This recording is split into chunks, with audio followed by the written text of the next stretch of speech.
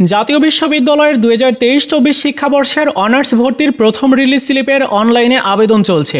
অনেকেই ইতিমধ্যে আবেদন করে নিয়েছো, আবার অনেকে আবেদন করবে। তো আবেদন করার পর তোমাদের করণীয় কি রয়েছে এই ভিডিওতে সেই বিষয় নিয়ে বিস্তারিত আলোচনা করব। তাই সম্পূর্ণ ভিডিওটি দেখা প্রত্যেকের জন্য গুরুত্বপূর্ণ। চলো শুরু করা যাক। দেখো, আবেদন করার পরে তোমাদের মূলত 4টা কাজ বাকি রয়েছে। এই 4টা কাজ প্রত্যেকেরই করা উচিত।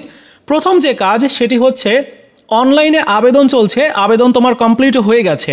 তো তোমার আবেদনটি সফলভাবে কমপ্লিট হয়েছে কিনা বা সঠিক হয়েছে কিনা কিভাবে তুমি দেখবে, এটা দেখার জন্য তোমাকে ন্যাশনাল ইউনিভার্সিটির এই ওয়েবসাইটটিতে আসতে হবে। ওয়েবসাইটে এসে যেভাবে আবেদন করেছিলে, অর্থাৎ অনার্স অ্যাডমিশনের মধ্য থেকে applicants log in click here এই অপশনটাতে ক্লিক করতে হবে। এরপর তোমার application roll number, pin number দিয়ে দিতে হবে। এবার লগ ইন করতে হবে। লগ ইন করলে তোমাকে যদি এরকম একটা মেসেজ দেখায় অ্যাডমিশন ইনফরমেশনের মধ্যে যে you have applied first release slip, please wait until publishing first release slip result, এইটা যদি দেখায় তাহলে তুমি বুঝে নেবে যে তোমার আবেদনটি সঠিকভাবে বা সফলভাবে কমপ্লিট হয়েছে। তাহলে এখন তোমার করণীয় হচ্ছে প্রথম রিলিজ স্লিপের ফলাফলের জন্য অপেক্ষা করা। দ্বিতীয় যে কাজ সেটি হচ্ছে তোমাকে এই যে ডাউনলোড পিডিএফ অপশন দেখতে পাচ্ছ, এখানেতে ক্লিক করে একটা পিডিএফ ডাউনলোড করে নিতে হবে। অর্থাৎ তুমি কোন কোন কলেজে অ্যাপ্লাই করেছো, কী কী সাবজেক্টে অ্যাপ্লাই করেছো, এই ইনফরমেশনগুলো তুমি ওই পিডিএফটির মধ্যে পাবে। এবং ওই পিডিএফটি যে কোনো একটা প্রিন্টারের দোকান থেকে প্রিন্ট করে নিবে, কারণ ওইটা তোমার পরবর্তীতে রিলিজ স্লিপে যখন চান্স পাবে তখন ভর্তি হওয়ার সময় প্রয়োজন হতে পারে। এজন্য তোমার নিজের কাছে ওইটা প্রিন্ট আউট করে সংরক্ষণ করে রাখবে। এবার তৃতীয় যে কাজ সেটি হচ্ছে অনেকের আবেদনে ভুল হয়েছে। যাদের আবেদনে ভুল হয়েছে তোমাদের করণীয় হচ্ছে তুমি এই রিলিজ স্লিপের আবেদনটি বাতিল করতে পারবে।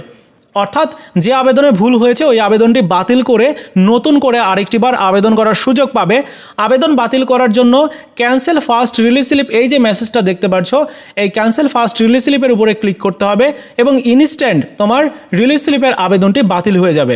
বাতিল হয়ে নতুন করে আবার ফার্স্ট রিলিজ স্লিপে অ্যাপ্লাই করার অপশনটা চলে আসবে এবং তুমি দেখতে পারবে যে তুমি আবার নতুন করে অ্যাপ্লাই করতে পারছো। আশা করি তোমাদের বোঝাতে পেরেছি বিষয়গুলো।